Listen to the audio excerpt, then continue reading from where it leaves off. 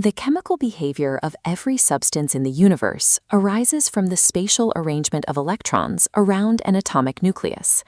In chemistry classrooms, students are taught a simple heuristic to predict this arrangement. It's called the Aufbau Principle, usually introduced alongside a rigid grid of diagonal arrows. This Madelung diagram is a geometric trick to memorize the filling order of atomic subshells, progressing from 1s to 8s. But it's a simplistic model. For complex elements, this rigid ordering fails to reflect the physical reality of the atom. To understand why elements break these rules, we have to look past the arrows and build the atom using the first principles of quantum mechanics. The actual playing field for electron configuration is the atomic potential well. The German word Aufbau translates to building up. Physical systems inherently seek to minimize their total energy. Any particle added to this system will attempt to settle into the lowest available energy floor. The available floors within this well are determined by the principal quantum number, n, and the azimuthal quantum number, L.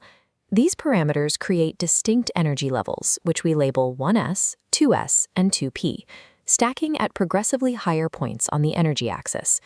Every electron added to an atom is driven by this energy minimization. They perpetually seek the absolute lowest possible state in the well. This table calculates lowest energy states using the n plus L rule, adding principal and azimuthal quantum numbers to sort subshells vertically. Lower values mean lower energy. A value of 1 fills 1s first. A value of 2 points to 2s, followed by 2p at 3. If physical systems always minimize energy, why don't all the electrons in an atom simply cram into the 1s ground state? Electrons are fermions, a class of particles bound by the symmetry requirements discovered by Wolfgang Pauli. The Pauli exclusion principle states that no two identical fermions can occupy the exact same quantum state. Within a single atom, no two electrons can share the exact same set of 4 quantum numbers.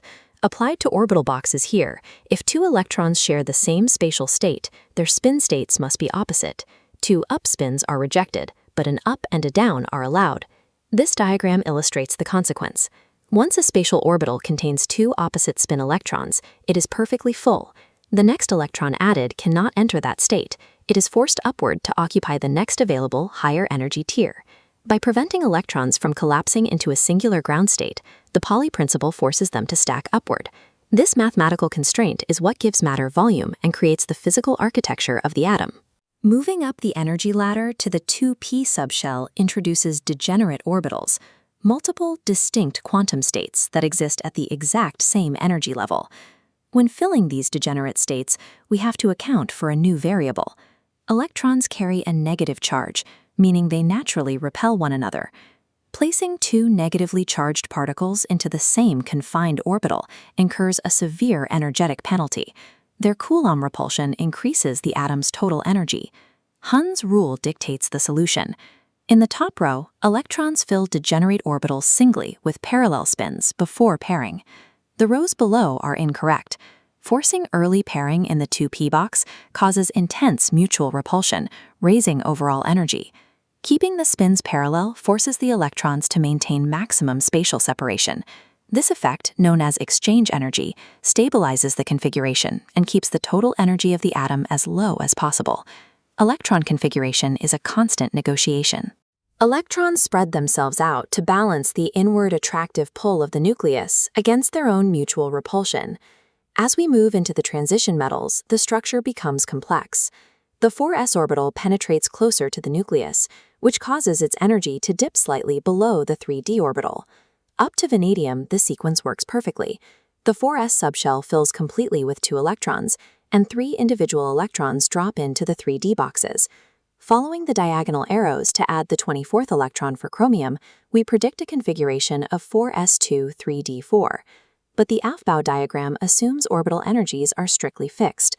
In reality, atoms are quantum many-body systems, where added electrons shift the entire energy landscape.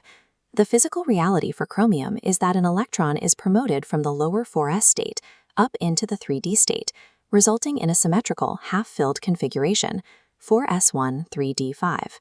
By maximizing exchange energy across a half-filled d subshell, the atom gains enough stability to offset the cost of moving a 4s electron. This same compromise occurs again at copper, where the atom pulls an electron from the 4s orbital to achieve a full 3d10 subshell. The universal heuristic fails precisely where chemistry gets most interesting. The transition metals prove that elements are shaped by dynamic quantum interactions rather than a rigid set of diagonal lines. The macroscopic result of these rules is the shape of the periodic table, as it appears on classroom walls worldwide. The uneven S, P, D, and F blocks are shadows cast by the rules of Pauli exclusion and Hund's multiplicity. The architecture of matter relies on a mathematical balance between the pull of the nucleus, electron repulsion, and the uncompromising need to minimize energy. This building up process acts as a bridge between quantum constraints and physical reality. The refusal of electrons to collapse into the ground state and their need to spread out before pairing is what prevents solid matter from collapsing, providing the volume and diversity of the entire periodic table.